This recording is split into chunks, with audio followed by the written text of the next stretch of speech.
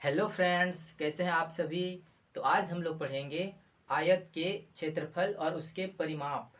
तो एक क्वेश्चन हम लिए हैं।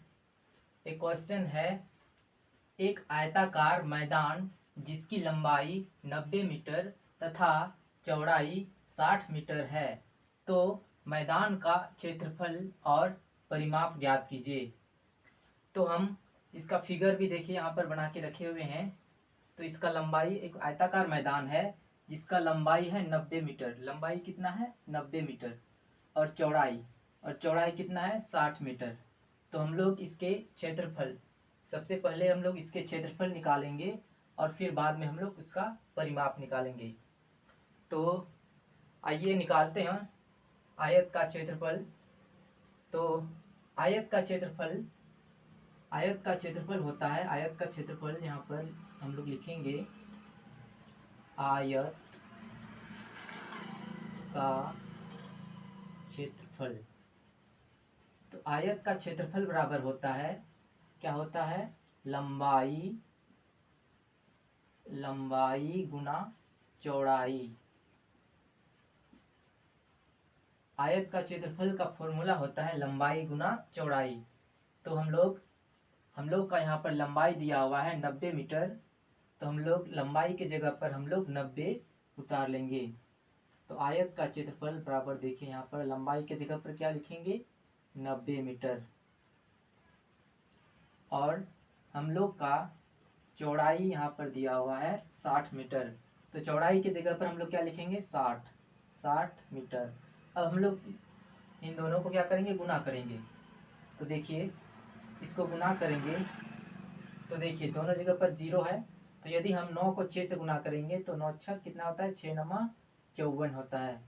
तो 54, और यहाँ पर 10 और 10, यहाँ पर 10 मिला करके 20 हुआ, तो यहाँ पर 20 लिखेंगे। और 90 क्या है? मीटर, यानी कि मीटर स्क्वायर। देखिए, आप जब भी स्क्वायर निकालेंगे ना, क्षेत्रफल निकालेंगे ना, तो क्षेत्रफल जो है क्या होता है? हमेशा स्क्वायर में होता है। क्षेत्रफल, किसी भी चीज़ का यदि हम लोग क्षेत्रफल निकालेंगे तो उसका क्षेत्रफल को निकालेंगे तो हम लोग उसका किस में लिखेंगे? हमेशा क्षेत्रफल किस में लिखा जाता है? स्क्वायर में लिखा जाता है। अब हम लोग क्या करेंगे? मैदान का क्षेत्रफल निकालनी है और हम लोग परिमाप निकालेंगे। तो आयत का परिमाप बराबर होता है आयत का परिमाप। तो आयत का परिमाप बराबर होता है, इसका फॉर्मूला होता है 2 गुना लंबाई जोड़ चौड़ाई। देखिए, आयत का फॉर्मूला, परिमाप का फॉर्मूला ये होता है। आयत का परिमाप का फॉर्मूला होता है 2 गुना लंबाई जोड़ चौड़ाई।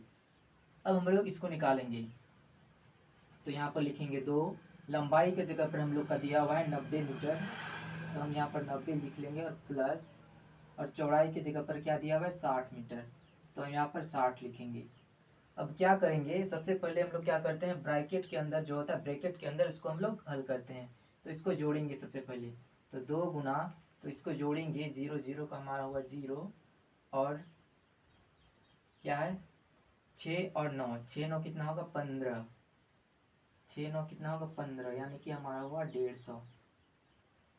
90 और 60 कितना हुआ? 150। अब हम लोग क्या करेंगे? 150 को 2 से मल्टीप्लाई करेंगे। तो ये 150 को यदि हम 2 से मल्टीप्लाई करेंगे तो कितना होगा? 300, यानी कि 300, इसका क्या हुआ? 300 मीटर, इसका आंसर। तो आई होप आप लोगों को ये वीडियो समझ में आया होगा।